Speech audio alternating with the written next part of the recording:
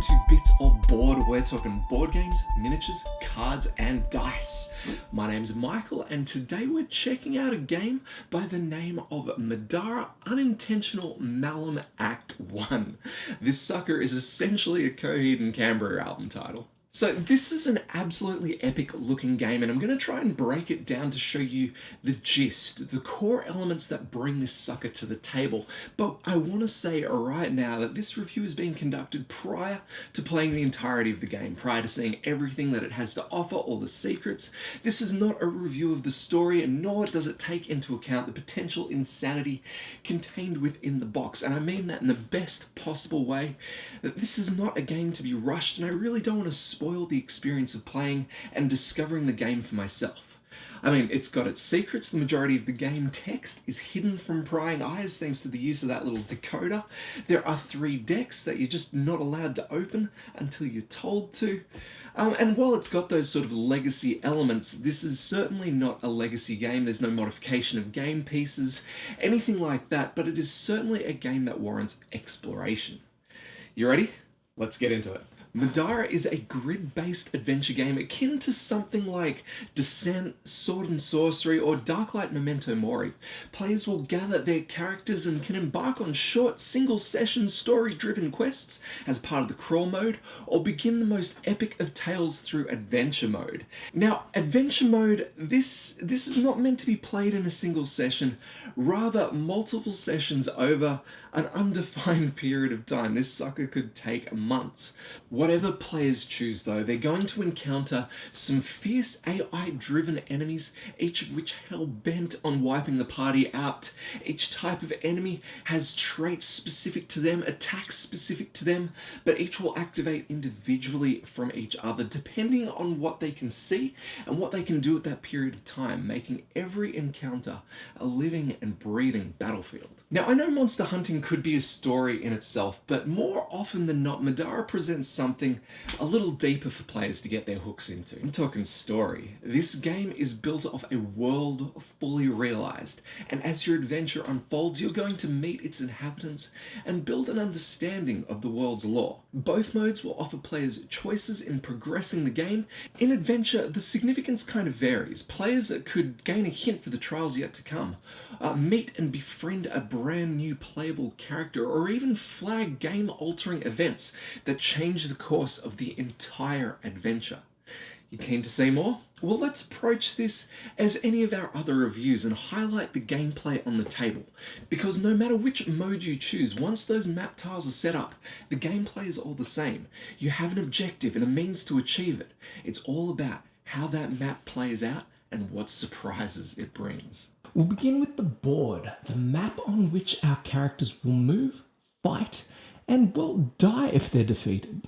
The tiles actually portray a huge amount of information, and this description might be a little daunting at first, but we'll get into it, see what you think. Terrain tiles are determined by the border of the grid, so here we have the normal terrain. Standard ground, no special rules apply. This one here, with the green border, that is hindering terrain. Basically, attacks made into or out of a hindering space are harder to land, and the spaces themselves are also a lot harder to move out of. Next, we have water. Characters are unable to dodge in water, and again, just like the hindering terrain, it's a lot harder to move out of a space filled with water. Now, these may also have an additional effect, a current, which will attempt to move a figure within its border along a scenario-defined current. So for example, if we were like that and the current was told that way, our characters would move that way and continue on every turn they remain in the water. If a player was ever blocked from moving, either with a piece of terrain or a monster, they would suffer damage instead. Next, we have muck. And this just affects the way that characters are able to use their actions. Basically, any action that requires stamina will cost additional stamina to actually perform it. The big red border here indicates an obstructing piece of terrain. Basically, you can't move into these spaces and they block line of sight. Finally, we have dangerous spaces.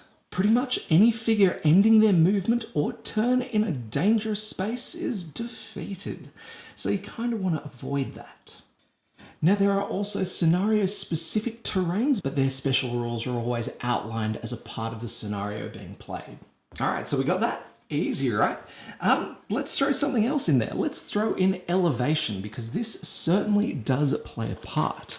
Sometimes your terrain will have little elevation markers, and these go all the way from 1 to 4. Players can traverse elevation differences of 1 without any interference, so elevation 1 to elevation 2 there, and here 2 to 3, no worries at all. And they can even drop down a height difference of 2, so going from elevation 3 to elevation 1, no worries, but they cannot climb back up. And if you happen to get knocked off or decide to jump off a height difference of 3, well, you are defeated. As far as line of sight goes, it can pretty much only be traced to or from any character on the higher ground if they are on the edge of the higher terrain. So in this example here, our dual hammer wielding guy is able to trace line of sight to our dual sword wielder up the top here, but if they were back just even a single space, they would now be out of line of sight. Now there are also a number of tokens that can find their way onto a map tile. We have exit tokens, which represent different paths that our characters can take throughout a scenario. We have loot tokens, which when collected will lead to either treasure or traps potentially as well. We also have objectives, which are key points of interest for our characters, and generally the aim of our adventure is to reach them. And then we have these totems, and totems, the rulebook describes them as a representation of the unknown, and these tokens often change the board state and lead to a lot of surprises, whether pleasant or otherwise. Alright, so that is it for map tiles and pretty much the game board here. We're going to head on over and check out the character side of things next. In any scenario of Middara, there should always be a party of 4 adventurers. At the beginning of the game, these will be Nightingale, Rook, Zeke, and Renny. And each one of them has, yes, you guessed it, their own character card. Now these are pretty much made up of all of the same information. We've got the name, their stamina recovery bar. This little sucker shows the maximum number of stamina tokens a character can have, and also the rate at which they regenerate. So in this case, Renny can have a max of 5 points of stamina and will regain 3 every round. Now stamina is used to take actions during the turn and can call on abilities when they're allowed. We have the standard actions, move, attack, Kia, and also re-equip, which allows us to change our equipment on the fly. On top of them, we also have standard abilities to dodge, empower, and counter. Those guys, we'll touch on them just a little bit later. But they are the basics, and I guess on top of the basics, we also have discipline abilities, which are the skills and abilities our characters can develop across the course of a game. And these, well, they're deserving of a closer look. Basically, we've got 5 schools of discipline. Assemblage, the ability to talk to the spirits and otherworldly creatures. The game describes it as a character having a jack-of-all-trades mentality. And these skills and abilities have a massive range across what you'd expect. We have the Crewer, a powerful discipline that often requires the character to sacrifice a little something to gain the powers they seek. Reminds me a lot of blood magic, and very cool. We have a Martial, and this represents the augmentation of the character's physical combat skills, whether melee or ranged. Sanctus is the support discipline, magic armor, damage redirection, healing, that sort of thing. And then we have Subterfuge, or the Rogue class, being sneaky, dodging, extra movement, and big damage. See, these disciplines can be learned by spending XP gained during what's called the shop and train phase, which usually sits at certain checkpoints during a scenario. The best thing though, there are no limitations on which disciplines a character can learn. You can build a tanky warrior and then go on to learn the crew abilities. Why not? Of course, character development being a massive draw to this game, they're not just going to give you the uber powerful abilities straight away. And so for a character to learn, for example, a level 2 special ability, they must first have gained a level 1 ability within the same discipline.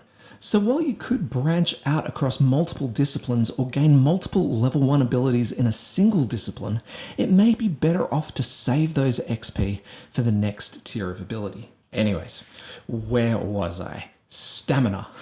Some discipline abilities cost stamina. I'm pretty sure that's where I was going there. Next on the cards, we have a character's unique ability. In this case, Renny has natural flight, meaning she can fly, which is certainly going to help out with a lot of terrain restrictions floating around. Underneath that, we have a character's base dice, and this comes under two headings, Conviction dice and Casting. Conviction is pretty much a saving throw for magical actions, but it can be called upon in a number of other circumstances. Cast is used when a character is, well, casting something. Basically, in these checks, we roll dice, and the higher numbers you roll, the better. Here we can see that Renny must roll the purple dice when casting. Purple is one of the weakest dice, with numbers ranging from 1 to 3 and then 5 to 7. Compared to, well, an upgraded version of the dice, which is the white one here, which has the numbers straight from 2 to 7. See, there are some items out there that can be gained in a character's adventure that will upgrade a dice, meaning don't roll your base dice, roll the upgraded dice instead. But the question is the upgraded dice always considered better? Well, sometimes, if not most of the time, but it depends on what you're after. See, dice also have a number of other printed symbols on them. We have books, we have shields, and we have the burst symbol, the star there. If these symbols ever come up on a dice roll, the player may attempt to use them to activate special abilities. For example here, the longsword, for every 2 shields that are rolled, we can apply 2 extra physical damage in an attack, and for every burst symbol, an additional physical damage. Now, there's a lot of info on these dice, and to help us sort of keep track of it all, Succubus were good enough to print the dice breakdown on the back of the rulebook. So looking at the upgrade before going from purple to white, we can see that while the number balance has changed, there's the 1 to 3, 5 to 7, 2, 3, 4, 5, 6, 7, yes, we did increase the values on the dice, but we also changed the weighting of our symbols. Purple had a greater weighting of book symbols to shield symbols. Does that work for us? I don't know. One of the many decisions you have to make when building your character. So as far as character upgrades go, it's not just the discipline abilities that you can gain, but it's the gear as well. And it seems obvious in a sort of dungeon crawl adventure, but there is a huge amount of depth to be found in the items that can be gained and equipped and upgraded as well. First, we have weapons, and a character is able to equip up to 2 hands worth of weapons. So here we can see the longsword is worth 1 hand, so we could grab another sword or a shield, or instead we could equip something, just a single weapon with 2 hands on there. These are your primary damage dealers and can be upgraded once for every hand on the card. Next, we have armors, which are protective gear that will prevent you from getting damaged, upgradable once. Then we've got cores, which augment a character's ability, upgradable once. Then we have accessories and relics. These guys are pretty much all over the shop. There's one for almost every requirement, I'm sure. Now, these aren't upgradable that I've seen yet, but while you can only have 1 accessory equipped, you can have up to 3 relics. Aside from all of the equipables, you also have Consumables, and these are your cheap one-shot abilities that you're going to need to use in a pinch. Stuff like healing hit points, statuses, even projectiles for characters' ranged weapons. All there with the intention to give you that one-off boost. Now, similar to the disciplines, equipment and loot is also tiered into different power levels. We have the mundane stuff, the common, the uncommon, the rare, and then we've got our unique weapons, one-of-a-kind weapons that sit in each of the different rarity types. Wow. Wait, I went off topic again. Back to the character. So, After our base dice, we've got our different skill levels. The values here are used in skill tests throughout the game. Basically, you'll get something like test presence 10. You'll roll 2 purple dice, and then you'll add your presence value to the number rolled. If you meet or exceed the value, so in presence 10, we're trying to hit a 10 plus. We've got 11 here plus 3, 14. We absolutely nail the test and pass. Pretty standard stuff there, but it is worth noting that I don't think these purple dice are upgradable, at least as far as I know, but the skill levels themselves can be increased through different types of loot. Lastly, on the card, we have the big 3 down in the bottom right. We have a character's health value, pretty much how much damage you can take before you die, defense value, how much the enemy will need to roll to make a hit, and then finally movement. This is the number of spaces our character can move on the map. Now, I know I glossed over a couple of fairly important things earlier, the standard actions, moving, attacking, re-equipping, and the abilities, dodge, empower, and counter, but we're going to check out these actions in the next bit of the review. For the moment though, we've covered pretty much everything we need to know about our heroes, but we are of course heroes on a grand adventure. What would we be without a few enemies to crush along the way? So enemies are the things that players want to kill. And as the characters, the heroes themselves get activations, so do the enemies. And for that, we're just going to take a quick look at the initiative track. During setup of an encounter, players will gather initiative cards for each of their characters and each of the enemies that they intend to face. So here we have 2 sets of Cave Sickle cards, Cave Sickles 1 to 3, and 4 to 6, and these guys represent all of the monsters on the board here. So what we do is we'll flip them over and give them an actual really good shuffle, not like this one, but a really good shuffle, and then we lay them out on top of the game board. This track represents a full round with each card activating fully before moving on to the next. Now there are a few things out there that can alter the order of initiative, like spawning new monsters, but yeah, we don't really need to know about them yet. Now, as I mentioned, the monsters in Middara are AI controlled using a kind of if check. If the requirements of the check are true, then it performs the action. Let's take a look at one of the first enemies you meet in crawl mode, the Cave Sickle. First thing to note, and to make sure that you're looking at the right version of the card, we've got in the top right hand corner the keyword intelligent. This tells us that this creature card intelligently tells us how it acts. Now it's kind of set out in the same vein as the character card. We've got the name of the creature or the being at the top left there, but then we have a description of all of its abilities. We first have the creature's passives, and then its if checks underneath. I should say now though, it is very, very useful to become familiar with the passives, especially when activated. The player in charge of the enemy card will go through top to bottom looking for the first statement to be true. When they find one, they carry it out, and usually the activation is over. There are some cases when the player should continue checking for true statements, but these are identified by the continue down instruction. Under the AI steps, we have symbols for abilities that can be utilized in combat, just the same as any player character can use. And then it's conviction and casting dice if it has any. Along the bottom, we also have some important values for the enemy. Health as a standard, defense and movement just the same as a character card. And then we have armor. Now this value is not natively present on the character cards, but can be gained by equipping certain armors and the like. Because enemies don't really equip stuff, they have their armor value printed on there, and all you really need to know here is that if an attack hits, the armor value will reduce the amount of damage caused. So if an attack does 3 damage, and let's say this armor value down here was 2, it would only cause 1 damage.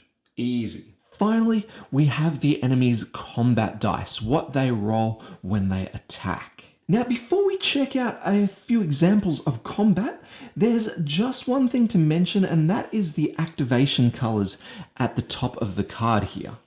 Basically, this matches up with one of the initiative cards and helps us keep track of multiple units of the same type. While each creature still acts independently, their activation occurs at the same time. So this card here handles Cave Sickle 1 through 3, and here we have Cave Sickles 1 through 3 up the back here. Alright, so I've set up for a fake encounter. It's all just on one tile. I have our 4 heroes on the left and 4 enemies on the right. As you can see up here, we've got our initiative track, and then I've got our character boards scattered around to the side. So I'll give you a quick intro to what I've done there. First off, we've got Zeke. He's really good at dodging. I've given him some magic, the Gore Shot, and he's got a magic talisman, which is actually going to help him utilize that skill. On top of that, I've also got his throwing knives, just so I can show you how consumables work, I guess. Underneath him, we've got Nightingale, who's got a pretty nice ability to grant everyone else in the team some stamina points. For her trouble, she also gains a bunch too. I've given her the badass leather jacket because I envisage her getting attacked pretty soon. But she's also got some abilities as well. I've given her the Euthanasia Assemblage ability. This gives her quite a decent bonus to her physical attacks. And I've also given her Familiar as well. Now, when the Familiar ability is gained, the player has the opportunity to pick one of 4 familiars in the base game. And we're going to go with one called Animism. This gives a bonus to health, as well as a neat little throw ability where we can potentially do a little bit of damage. On top of that, she's rocking a couple of cool swords. So I've got the long sword and the short sword over here. We can use them both in the attack because they've only got one hand each. And they combo really nicely with each other, or at least the long sword combos well with the short sword. See down here we have the combo keyword and then light. We'll notice up on the short sword, one of its keywords in the top right here is light, so that means when we attack with both of these together, we get the bonus ability here, Finesse, which gives us an orange dice in place of its white dice. So that is very cool. We also have another combo down here, comboing with sword. The short sword over here has the sword keyword as well, which is brilliant. Your attacks gain +1 physical damage. And then we have access to all of the abilities on the base of the cards. So for every 2 shields we roll during the attack, we're going to gain bonus to physical damage. If we roll a burst, we get physical damage as well. It is awesome. Now, the short sword has also got the exhaust ability, which means we can kind of tap it to be able to move diagonally according to this one. And it combos well with light weapons, but you'll notice that the longsword does not have that keyword, so we won't be utilizing that extra ability. Next up, I've got Rook here, and I've poisoned him just so I can show you how poisoning and status effects work. He's got the Blade Works martial skill, which gives him a nice bonus attack when he's attacking with dual weapons. Very, very cool. He's got some badass leather armor, and he's carrying 2 warhammers. Now, if we were to exhaust one of these, we could empower one of our spells, but he's got no spells, so we're not going to really need to worry about that. We do have an extra combo down here for warhammers, and because we are carrying 2 warhammers, this is going to go off for us. If you have 2 warhammers equipped, a single warhammer gains heavy, which is actually a bit of a negative attribute. It reduces our movement points by 1. But that's what you get for carrying 2 massive hammers. Our little bonus abilities here, if we roll 2 shields, we gain +1 physical damage. And if we roll a burst, +1 physical damage as well. Yeah. Finally, I've got Renny down here, and she's rocking the crossbow, some magic arrows, and the Curious. She also has an ability from the Sanctus Discipline. As a passive, all allies within Sphere of Influence may roll their dodge twice and use either results. And that's going to come in handy so I can show you how dodges work. But you'll also notice another word in there that I used, or a set of words, the Sphere of Influence, and I'll go through that as well. Finally, this one can be exhausted to at any time give an ally within that sphere of influence a dodge. Alright. So every time you hit the beginning of the initiative track, we actually start a new turn phase. And that includes a couple of extra steps floating around here. So the first thing that we do is resolve abilities, effects that occur at the start of a turn in the following order. So we would resolve special encounter effects. We would resolve effects that are based on our characters, on their allies, and then on the opponents. After we complete that first phase, we move into the status phase where we would resolve any statuses. In this case, Rook has poison. Now, poison is a massive pain in the butt. Every status phase, so every time we go through that initiative track, you are dealt irreducible damage equal to half of your remaining hit points. In this case, we have 14 hit points. We get knocked down to 7 straight away. And it's for this reason alone that you should always have Magic Balm. It's cheap and it gets rid of effects when you don't want them. In this case, though, we're going to leave it with him because we're up for a challenge. Why not? Why not? After statuses, we go to the refresh phase and we will unexhaust any previously spent abilities or items. So for example, if Nightingale had previously exhausted her badass leather jacket, we could now flip it back up, ready to be exhausted again. At the end of all that, we move into the action phase where we go through the initiative track, spend all of our stamina points to do all the actions that we want to do, and we do that until we hit the end of turn phase, where it's pretty much like the start of turn phase, except we resolve any end of turn effects that are on the encounter, our adventurers, their allies, or the opponents. Yeah. So here we are in our single map tile. Zeke is going to go first. Now, because I wanted to show off a bit of magic there, we are going to start right there with his Gore Shot ability. So here's our Gore Shot card, and you'll notice it costs us 1 stamina to use. So that's pretty cool. So we'll pay 1 of his stamina there. Boom, off that goes. And we're going to cast a spell value 6. What that means is we're going to use his casting dice, add that 6 number, and that is going to be the value that the enemy needs to resist to avoid damage. Now Zeke's casting dice is purple, but thanks to his magic talisman, this is upgraded to a white dice. Now, who's he going to target? Technically, he can target anyone within his sphere of influence, which is basically a bubble of range 4 anywhere around him, but that's of course affected by line of sight and stuff. For simplicity's sake, we are going to target the enemy just across from him. So we'll roll our spell dice, and we get a 3. That 3 plus the spell's 6 value gives us a 9. That is the value that this cave sickle here is going to need to beat. We roll its conviction dice, 2 purple, and we get a 4, which means the spell is successful in affecting the enemy. The Gore Shot here does 2 magic damage, and if the caster chooses, they can take 1 damage themselves to bump it up to 3. Let's go ahead and do that. 1 damage to Zeke, and 3 damage to the cave sickle. Now these guys have got 6 life, so he's toughing it out, but Zeke still has 4 stamina to play with.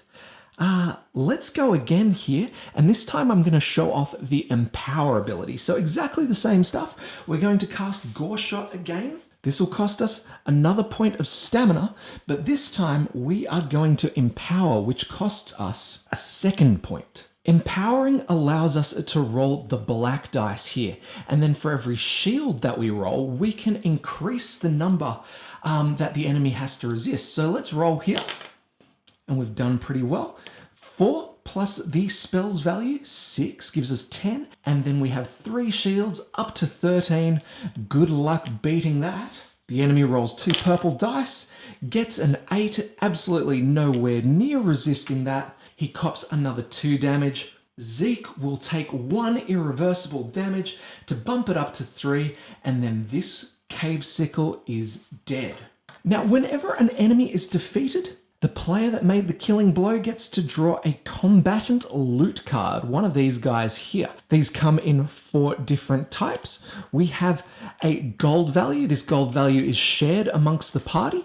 We have a unique loot, which allows us to take 1 of those uber special individual loot pieces. We have item loot, where we would roll the white dice and then we would take an item that matches the description there. So if we rolled a 6 to 7, we would get armor, for example. And then the last one is the monster loot, which gives us a monster breed specific item, which they're really good because you can use them for a bunch of things, including crafting stuff. Oh. Now the combatant loot deck will always contain those 3 unique cards, item, monster, and unique loot, but then the rest of it's going to be made up with gold values, the value of which is going to be determined by the difficulty of the encounter. There's a handy chart for that. If we're playing a mundane difficulty scenario, the gold values will be between 4 and 9. And then the higher we go in difficulty, the higher those gold values become. All right, so that's pretty good for Zeke. Let's just do one last thing. We're going to discard his knives to throw a knife at an enemy, and we're going to throw it at the blue one down here.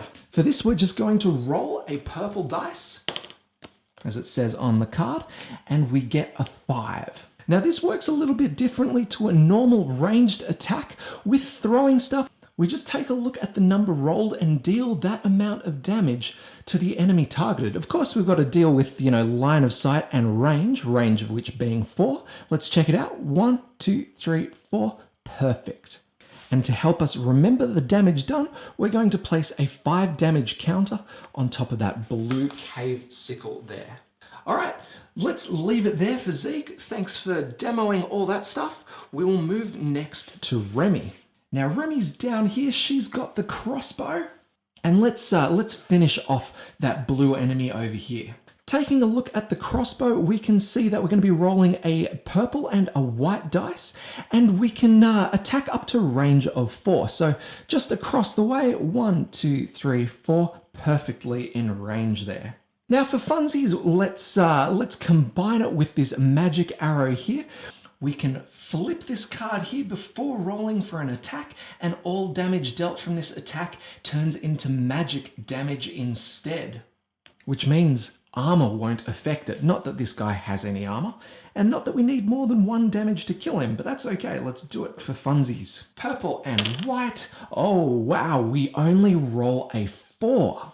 If we look at our cave sickle here, his defense is 8. So because we did not meet that value, this attack doesn't even hit at all. And you know what? That costs us 2 stamina even though we didn't hit. That's okay, she's still got 3 more stamina, but the bad news is we have wasted our consumable.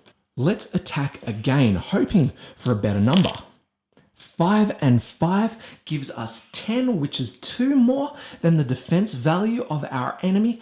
That means we are successful in hitting, and we're already dealing 2 points of damage. We'll take a look at our symbols, and we'll note that we've got 2 shields. For every shield we've got, we can do +1 physical damage. That is overkill, and we have another enemy down and out. We get 4 gold to share around the party. All right, next in line we have cave sickles 4 through 6. All right, the only one here is number 5 because this guy belongs to 1, 2, and 3. So let's see what he's going to do today. This is going to be great because we get to see the AI track in action. Firstly, we'll check out those passives. Sickle anatomy. The cave sickle has immunity to poison and movement point cost is not increased by terrain or allies. Great. Then we have the hive mind ability, which changes up his combat dice depending on how many other cave sickles are within his sphere of influence. So in this case, we have 1 cave sickle within the sphere of influence, which means we go from rolling 2 white dice to a white and an orange dice. Let's run through his AI check here. Is there an opponent adjacent? No, there's not. Is there an opponent within range of 4? 1, 2, 3, 4. Not there. 1, 2, 3, 4. Yes, there. So range and sphere of influence is actually determined across either orthogonal or diagonal adjacency, whereas movement is only orthogonal, worth remembering.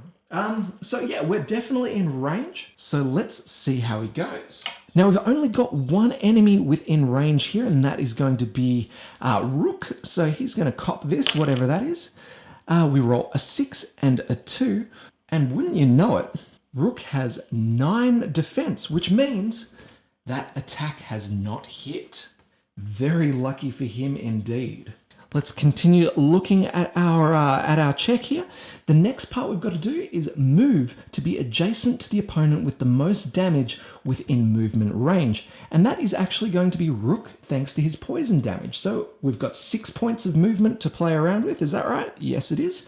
We're going to go 1, 2, 3, and 4 there. Noting that he doesn't have to spend additional movement points in water thanks to his sickle anatomy passive. Finally, we are going to make an attack using his attack dice. So again, grabbing these two. 2 and 2, absolutely not landing at all.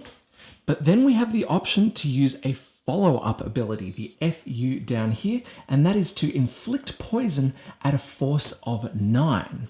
Now, it wouldn't really matter for Rook as he's already poisoned, but let's give it a shot anyway. We're going to roll his conviction dice and hopefully meet or exceed the poison value of 9. Saving throw, and we get a 3, which is terrible news for us because we get poison, but we're already poisoned, so it's okay. All right, those cave sickles are out of the way, so Rook is now going to have a chance to do some damage. We're going to attack. This is going to cost us, of course, 2 points of stamina, and we're going to be attacking with the 2 Warhammers, 2 white dice. Let's see how we go. We roll a total of 10. Nice work. So that's enough to cause 2 points of damage, and because we have a couple of shields floating around, we're going to bump that up to 3. Let's go for broke here. And we're going to activate Rook's Blade Works ability. We're going to exhaust this for the turn, and if you have 2 one-handed weapons equipped, make an attack. So that's going to cost us no additional stamina. Let's go again. Boom. 10, another 2 points of damage. Another damage thanks to those shields. That is another cave sickle done and dusted. We draw some treasure, another couple of coins floating around. Beautiful. Now, Rook still has 3 points of stamina, and so he could move in to try and attack there. So let's do a little something here. We're going to use 1 stamina to gain 6 points of movement. So we're going to go 1, and then 2, 3. And let's say we wanted to get up onto dry land again. So we could go 4, 5, and then to get out, we would actually need 6 and 7 points. Now that is actually okay for us. It just costs 1 additional stamina for 2 extra points of movement. So to get out, we could go there and then we could retreat a little bit if we wanted to with that last and final point. All right, so that's Rook. Let's move to our cave sickles 1 to 3. We only have 1 of those in play, so let's give him an action. We run through his AI check. Is there an opponent adjacent? No, there's not, because we moved him out of the way. Is there an opponent within range 4? Yes, there is. Let's attack, but this time we're only going to be rolling 2 white dice because there are no other cave sickles in range to boost his hive mind ability. So we roll, and we get a massive 11 there, which is 2 more than we needed to land the hit. So right now we're getting 2 damage, plus an extra 3 thanks to the shields we rolled. But I'll tell you what, Rook does not want to receive that damage, so he is going to dodge, and that is going to cost him his final stamina. This is why you save the stamina, right?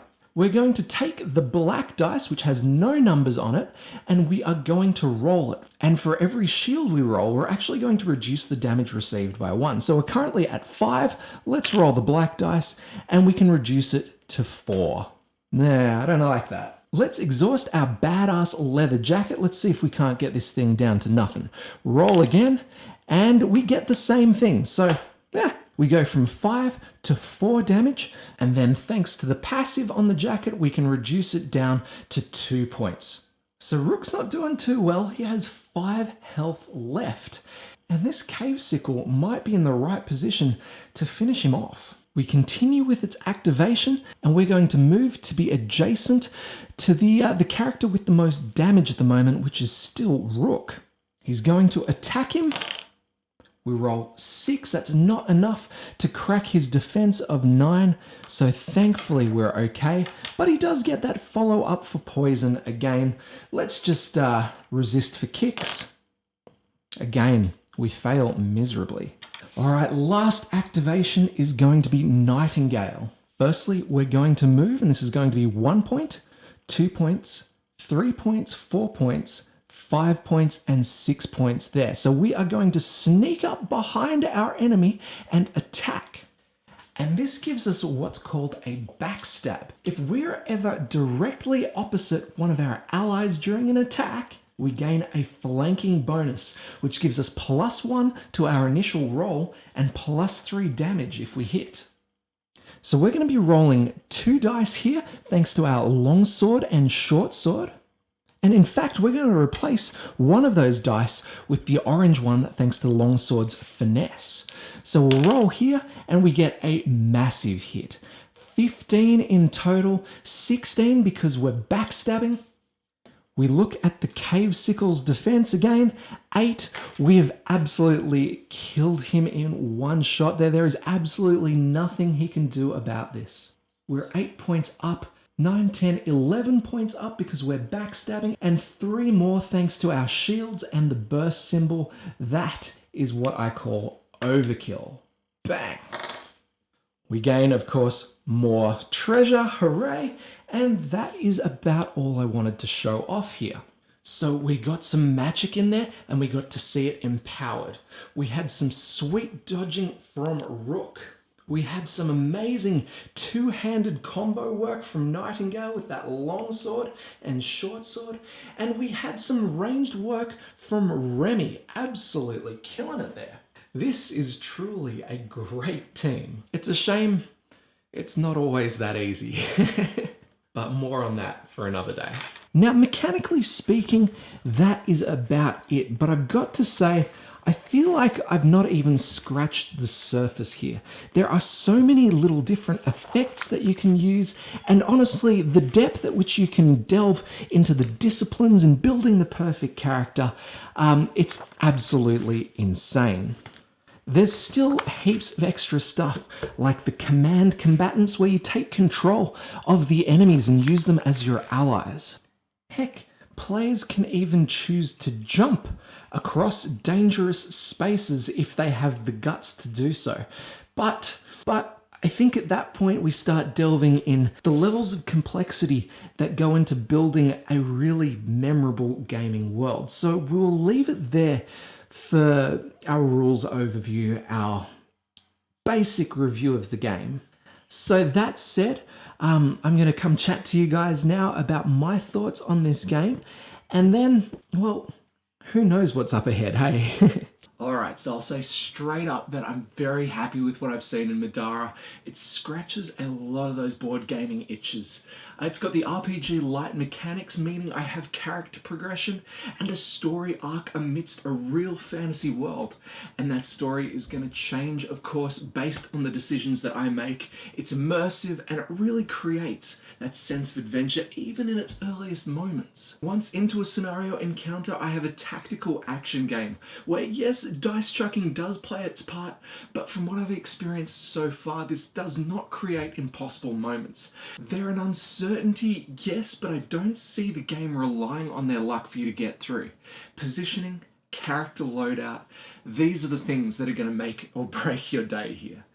I'll throw in a quick word about complexity because yes, there is quite a lot to take in this game, and not all of it's interesting straight away. We've got different rules for terrain, we've got about 100 different keywords and statuses to remember, but for me, these things are all about creating a unique environment to play in and to be able to give our characters their own unique flair on the battlefield. For all these complexities, I mean, like, let's take a water current for example. Is this really going to play a big part in our games? No, probably not.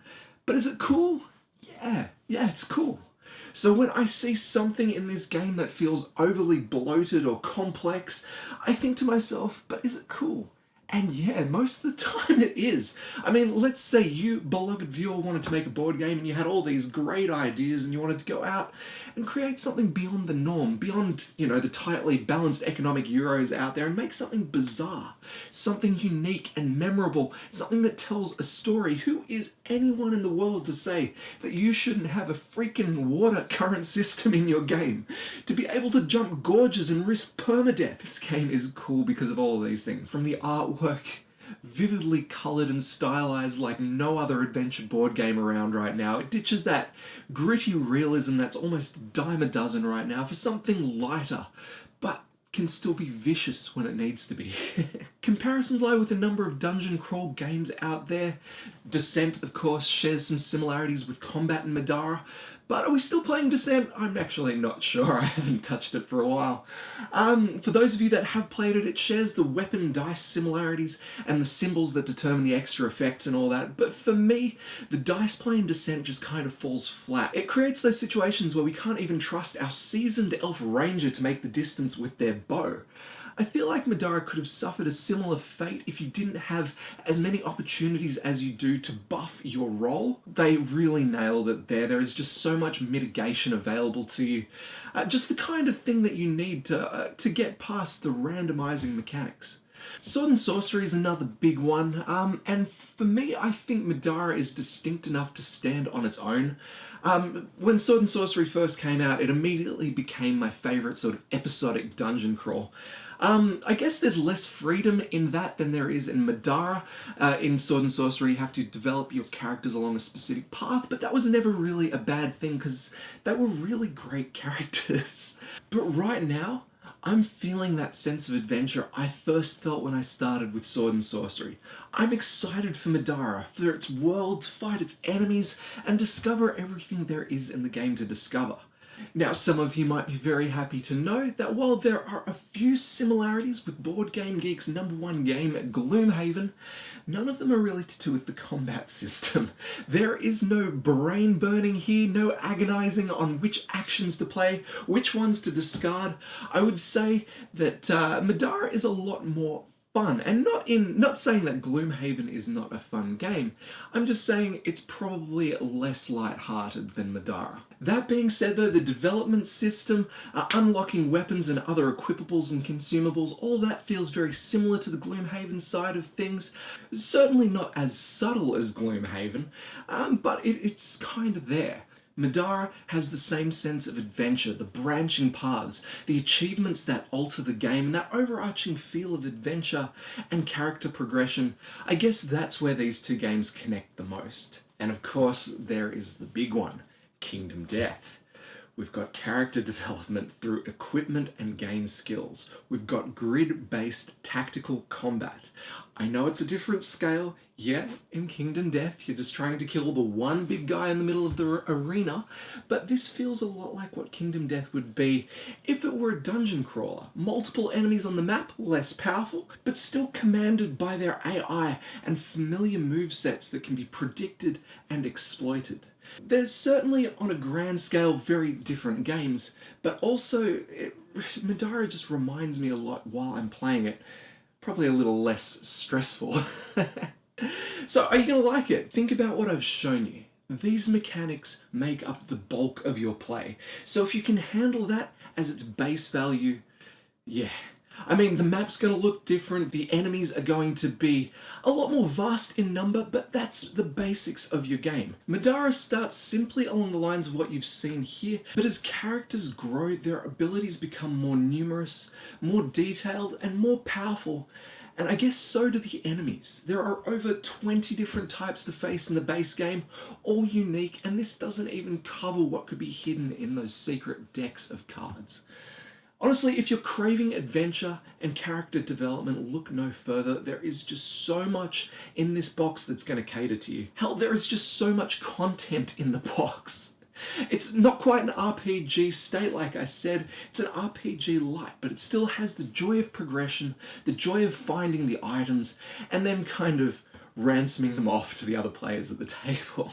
Middara is deep, strategic, and ultimately a very rewarding experience so far, and I'd highly recommend it to anyone who's after something a little different that sits in the dungeon crawl genre, but only if you've got the time to play it. I believe that to get the most out of this game, you're going to have to play a lot of it. And the sessions are not always going to be short either. I mean, even in crawl mode, stuff takes time, let alone that freaking adventure mode, right? I know it's impressive, but it sure looks to be a daunting task to complete. I don't think the dice element is going to put anyone off. Like I said, it isn't game-breaking randomness, it's kind of more excitement building, and even the upgrade system is very methodical, so it's easy to plan around that unknown element. Obviously, it's not a Euro, nor is it competitive. Not saying you're not going to have a blast taking on the game engine, but there's really no opportunity for you to take your mates on in a skirmish. It really is a co-op cooperative adventure game through and through. Components are obviously pretty damn great. That spot UV on the map tiles and some of the tokens, very nice. But like I said in the unboxing, the quality of miniature is probably not at the forefront of why you should pick this one up. I'd say that title probably still stands with, I don't count Kingdom Death as being, board game miniature quality. That's kind of hobbyist quality and a cut above the rest. But I would say something like Zombicide, Green Horde, those miniatures are still so damn good. Cool Mini or not, always killing it far out. Now, for those of you that have found something in this description that doesn't quite float your boat, no worries. There's a couple of other games that I could recommend that sort of fit this genre quite nicely. If you want a strategic adventure for no more than 2 players, check out Claustrophobia 1643 if you can get your hands on it. That one is strategy in spades and it plays pretty damn quickly as well. But it is competitive, so you've got to have someone that's willing to go up against you every time. If for whatever reason you're not into the anime style of art, definitely check out Sword and Sorcery. It's got your generic sort of fantasy setting, but really inspired gameplay behind it. And there's a bunch of story to play in that, so long as you keep up with the expansions, for sure. And I guess for those of you that aren't into that whole high fantasy theme, check out the Order of Vampire Hunters, because it's definitely got that postmodern theme on it with the whole steampunk hunters versus vampires. It's very exciting and it does have a campaign to follow through as well.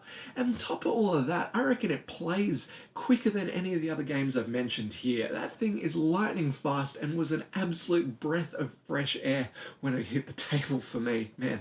Anyway, I obviously highly recommend this game, but I have absolutely no idea of how you're going to get a copy right now. I know there's going to be a Kickstarter for the reprint at some stage and a couple of extra bits and pieces, some goodies for those who picked it up before, and obviously a fair bit of errata for the rules. But I gotta say, playing through, I haven't really noticed anything that breaks the game. There are a couple of questions that pop up in scenarios, but nothing that gets in the way of playing the game, really. The rulebook really is a great read. And I'd say it doesn't leave too much to the imagination, as long as you read it. It's always a really promising thing for a game. Alright, that's gonna do for me today, guys. I hope you've enjoyed our first look at Middara. I say first look because I actually want to go ahead and put a bit of gameplay in front of the cameras for you so you can get a sense of that discovery and the story that this is building up to here, because that's really why you want to be playing the game. So yeah, stay tuned for that. But make sure you hit me up in the comments for any questions or requests. And make sure you like, comment, and subscribe anyway, and do all the things that you guys can do to help this channel into the 1,000 sub milestone. Cannot wait for that. I think we're about 60 off. Alright, guys and gals, we are done. As always, my name's Michael. This is Bits Aboard. We'll catch you next time.